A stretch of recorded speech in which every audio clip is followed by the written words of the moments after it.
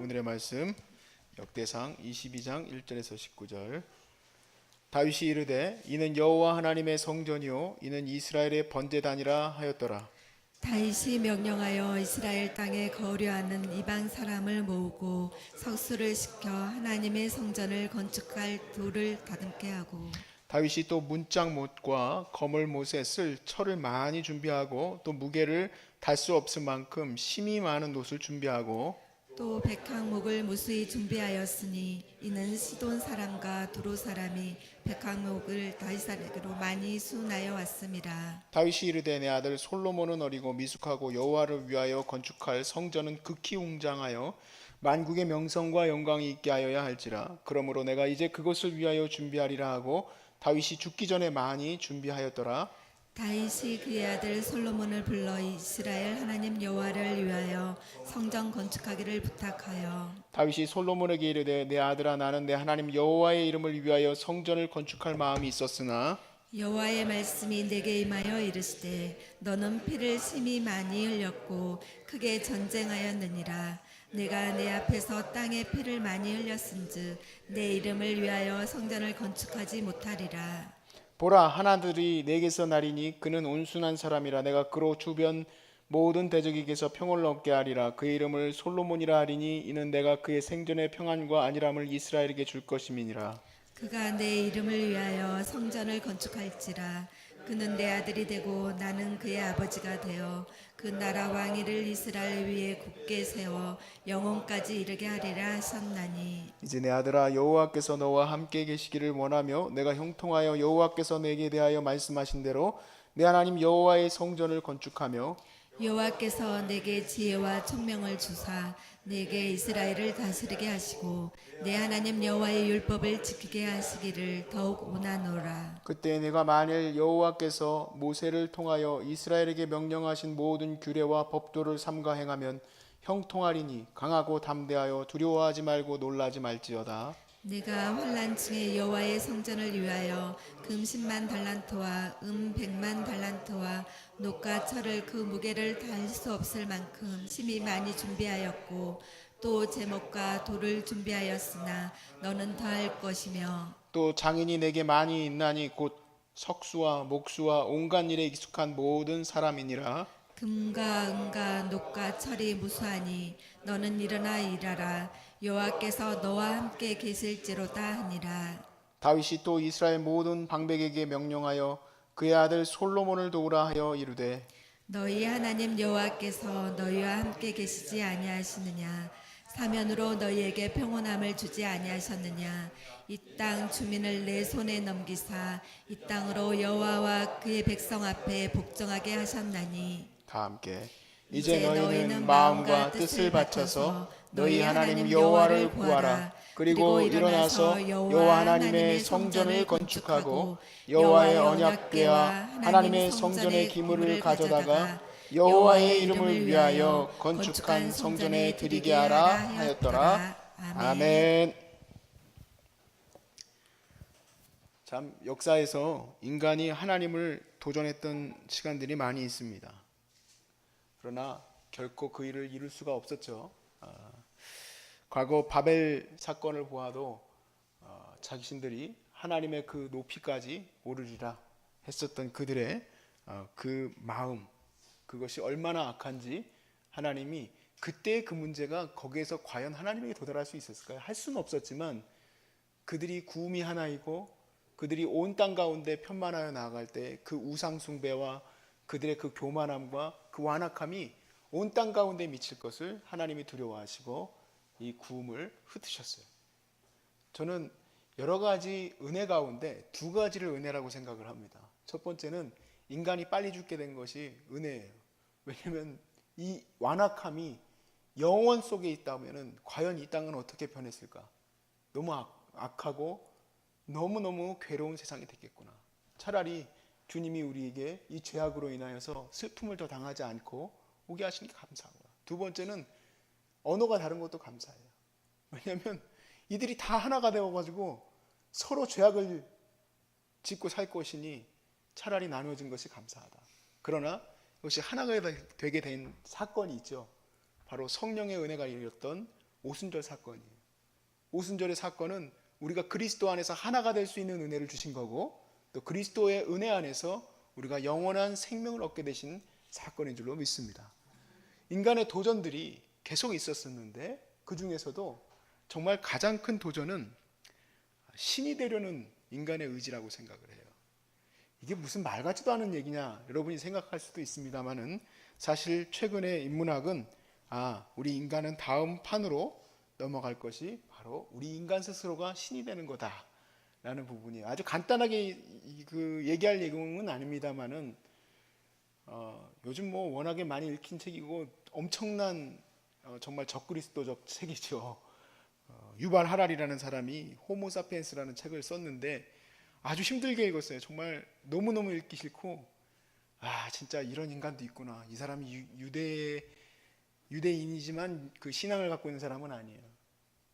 그리고 나서 이제 두 번째 책을 또 집어들었습니다. 그게 바로 호모데우스예요. 호모데우스가 지향하려고 하는 게 뭐냐면, 인간은 이제 다음으로 지향하고 우리가 나가게 될 단계가 인간 스스로가 신이 될 수 있을 것 같다라는 얘기예요.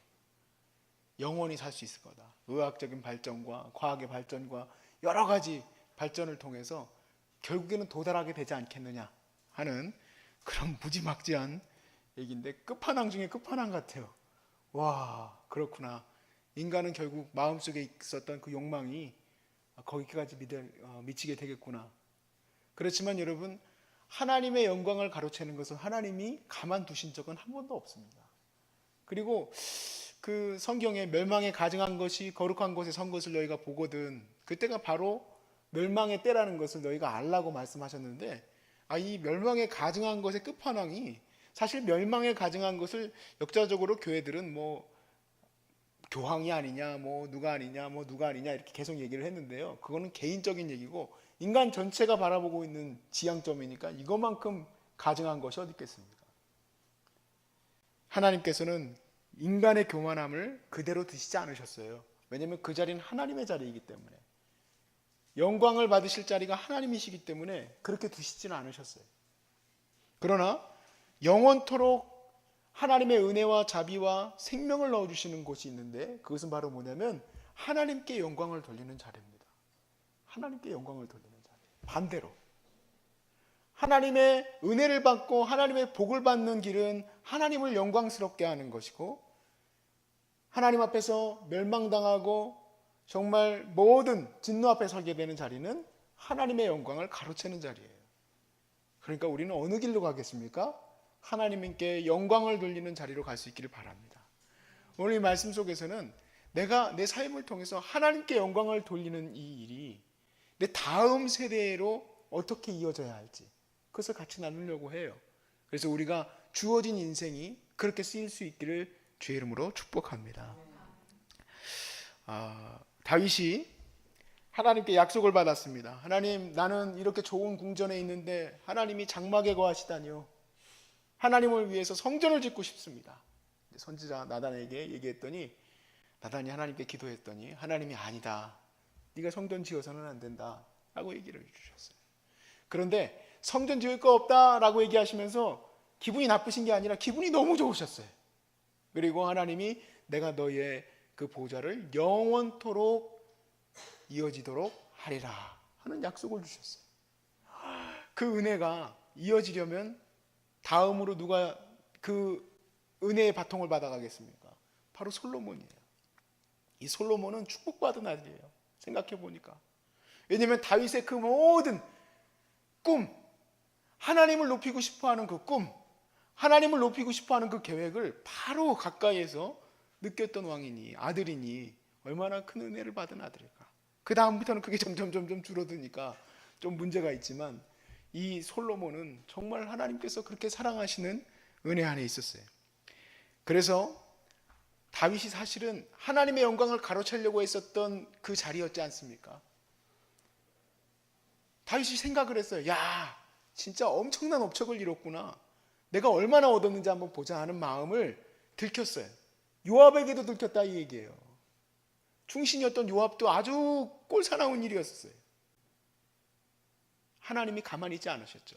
온갖 진노를 부으셨는데 단숨에 7만 명이 죽었던 그 자리를, 그 진노를 멈추게 했었던 장소가 오르난의 타작마당이죠. 근데 그 타작마당에서 하나님의 영광과 하나님의 거룩함을 이제 온전히 세우기 위해서 그곳을 성소로 짓기로 작정한 겁니다.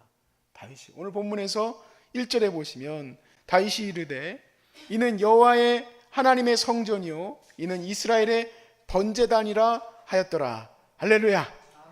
이곳이 하나님의 성전이고 이곳이 하나님의 거룩한 장소이다. 여기서 하나님의 영광을 드려야 된다. 여기다가 하나님의 성전을 지어서 내 이스라엘의 영원한 통치가 이루어질 때에 계속해서 하나님을 높이는 일이 있었으면 좋겠다. 이 제단은 바로 하나님이 영광의 하나님이시고 우리는 아무것도 아님을 드러내는 바로 그 상징적인 자리가 될 것이다 라고 생각한 거예요. 여러분이 혹시 이 말씀을 들으면서 그러한 결단이 있으시길 바랍니다. 하나님, 내가 비록 암에 걸렸었지만 이 모든 질병이 끊치는 그곳에서 내가 하나님께 영광의 은혜를 돌리는 기념하는 곳이 될 수 있기를 바랍니다. 저는 여길 말하는 게 아니라 여러분 인생에 그 포인트가 있으시기를 주의 이름으로 축복합니다. 하나님의 진노가 멈춘 자리, 오르난의 타작마당이 우리 안에서 새겨지길 바라고 그것이 십자가이기를 원하는 것입니다. 주님의 거룩한 십자가를 만날 수 있기를 바랍니다. 그리고 그 은혜의 영광을 나 혼자 돌리기에는 너무나도 부족한 거예요. 그 은혜의 영광을 이제는 솔로몬에게 맡기는 거예요. 여러분, 그 일은 가장 아름다운 일입니다. 내가 내 자녀에게 하나님의 영광을 드러낼 일을 위해서 내가 마음껏 준비해 줄 수 있는 것은 최고의 일이에요. 내가 무엇을 유산으로 남겨주겠습니까? 여러분, 믿음의 유산입니다. 믿음의 유산이에요. 최근에 좀 죄송한 얘기입니다. 그분들한테는 한진그룹이 엄청 텔레비전에서 많이 나왔어요. 뭐 갑질 어쩌고 저쩌고 나오고 그러다가 갑자기 죄송하지만 그분은 뭐 논란도 많아요. 그냥 고질병으로 돌아가신 게 아닐지도 모른다 할 정도로 돌아가셨어요. 고인이 되셨어요.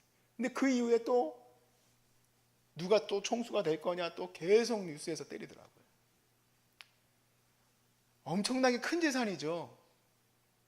엄청난 유산을 그 자녀들에게 내려줬지만 사실 그렇게 좋은 것은 아닌 것 같아요. 정말 좋은 유산은 하나님의 영광을 돌릴 수 있는 그 털을 닦아주는 것이 아니겠습니까? 하나님의 털을 닦아주시는 거예요.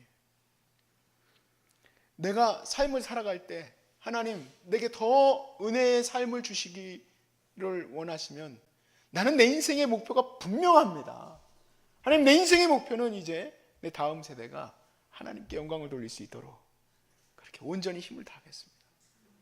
내가 비록 이제는 힘을 다 쓸 수 없을 만큼 이렇게 병이 있었기 때문에 다 할 수 없지만 내 자녀들은 120% 발현해서 하나님께 영광 돌릴 수 있도록 그렇게 준비하겠습니다. 그렇게 결단할 수 있길 바랍니다. 여러분, 다윗이 얼마나 기뻤을까요? 그 다음 준비를 할 때 너무너무 기쁘게 준비를 했어요. 저희 외할머니가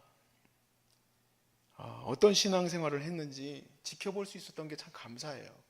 사실 저는 아주 어렸을 때부터 외할머니 손에서 키워졌어요. 할머니 손에서도 키워지고 외할머니 손에서도 키워지고. 근데 진짜요, 제가 외할머니에게 키워진 것을 지금도 감사해요. 왜냐하면 그분은 늘 기도하시던 분이기 때문에. 그런데 여기 혹시 외할머니들 되실 분들 계시죠? 외할머니에게 손에서 키워진 게 슬퍼요. 그러면 어떻게 합니까? 나는 엄마 사랑받고 싶었는데.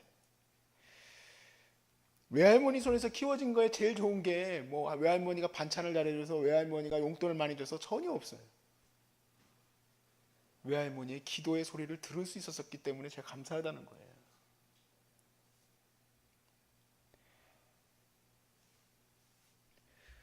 우리 할머니가 기도하고 있었던 게 있었습니다. 젊은 시절에 6.25 통에 아들이 하나 있었었는데 이제 돌아가셨어요. 그리고 나서 셋째까지 있었었는데 넷째를 가질 때 하나님, 이 아이는 무조건 하나님께 드리겠습니다. 주의 종이 되게 만들겠습니다. 기도를 했는데 이름이 유자, 정자, 옥자를 가지고 자매님이 태어나신 거예요. 그 어떻게 하겠습니까? 하나님 어떻게 된 겁니까? 했는데 그 유자 정자 옥자의 자매님을 통해서 남편도 목사, 아들도 목사, 또 아들도 목사가 됐어요. 어느 날 하나님께 그것을 감사하는 기도를 정말 노년에 너무너무 아파하시는 가운데 그 얘기를 하시더라고요. 저희 아내하고 결혼할 때쯤에 그 감사 얘기를 좀 하셨었고, 사실 제 결혼식에도 오시길 바랬지만 오시지는 못했어요. 근데 정말 감사하다 했어요. 내 인생에 이렇게 귀한 목사님들이 있게 돼서 너무 감사하다. 저희 어머니의 기도 제목도 똑같습니다. 아버지가 입었던 성의를 네가 입게 된 것과 같이 네 아들도 입게 되기를 원한다. 그리고 나는 그 일을 위해서 힘을 다할 거다. 그래서 뭐 저에게 뭘 내려준다는 얘기가 아니라 그 일을 위해서 바로 하나님의 거룩한 사람들을 세워나가는 일에 힘을 다하겠다는 얘기예요. 저도 마찬가지입니다. 제가 다음 세대를 위해서 무엇을 해야 될까? 그렇구나. 나도 열심히 주님 사역 감당하면 되겠구나. 우리는 계속 그 도전 앞에 서 있는 겁니다. 하나님의 영광을 가로채고 자기가 이 세상의 모든 것을 누릴 수 있는 것처럼 살아가는 그러한 사람으로 전락하여서 교회는 다니지만 그렇게 하는 것이 무슨 의미가 있겠습니까? 우리는 어느 날 호련히 정말 먼지처럼 사라질 사람들 아니겠습니까? 그러나 하나님의 영광은 영원토록 받으셔야 될 줄로 믿습니다. 사도 바울이 서신서에서 고백하는 것과 같이 그분이 영광을 영원토록 받으셔야 되는 거예요. 그분의 영광만이 영원하신 거예요. 그분이 영광 받으실 자리만이 영원한 거예요. 나는 아주 정말 작은 존재일 뿐이에요. 그렇기 때문에 하루가 더 주어져도, 내게 그렇다고 정말 한 시간이 주어져도 내 입에서 고백되어지는 것은 주여 하나님을 찬양하고, 내 자녀에게 고백할 것은 너도 하나님을 예배해야 된다. 하나님께 영광을 돌려야 한다. 하나님께 최고의 영광을 돌릴 수 있는 인생이 되어야 된다. 그렇게 말해야 되지 않겠습니까? 우리 인생이 너무나도 부족하고 연약한 것을 많이 느낍니다. 다윗도 아마 자기가 영원토록 그 왕위를 가질 수 없다는 것을 알고 있는 거예요. 그렇지만 그 왕권과 자기의 나라와 자기의 모든 그 유산은 하나님으로부터 지켜지는 것임을 알기에 우리가 누구에게 나가야 되겠는가? 하나님이에요. 하나님 감사합니다. 우리 모두가 그 하나님을 높일 수 있게 해주셔서 감사합니다. 우리 모두가 하나님 앞에 예배할 수 있게 해주셔서 감사합니다. 저는 이 매일에 하루에 2번 있는 이 예배를 최고로 감사하고 최고로 제 인생에서 즐거운 시간으로 여기려고 해요. 이렇게 2번씩 예배한 적이 없었어요. 저도 이렇게 제가 예배하는 가운데 우리 환우들과 함께 주 하나님 지으신 모든 세계를 찬양한 적이 별로 없었어요. 근데 이 자리를 하나님이 축복하시고 바라보실 줄로 믿습니다. 여러분이 정말 진정한 마음으로 하나님을 예배한다면 그 힘들고 어려울 때 예배하는 그 예배를 하나님이 기뻐하시지 않겠습니까? 우리 소중한 사람들의 밥값이 있죠. 우리 소중한 사람들은 밥값을 해야 됩니다. 그 밥값이 뭡니까? 하나님께 예배하는 거예요. 저는 하나님께 예배하는 여러분이 최고의 은혜를 받길 바랍니다. 그리고 다음 세대에 이어지는 이 모든 시간들 속에서 솔로몬에게 약속한 것보다도 더 큰 은혜들이 여러분 다음 세대에게 이어질 수 있기를 주의 이름으로 축복합니다.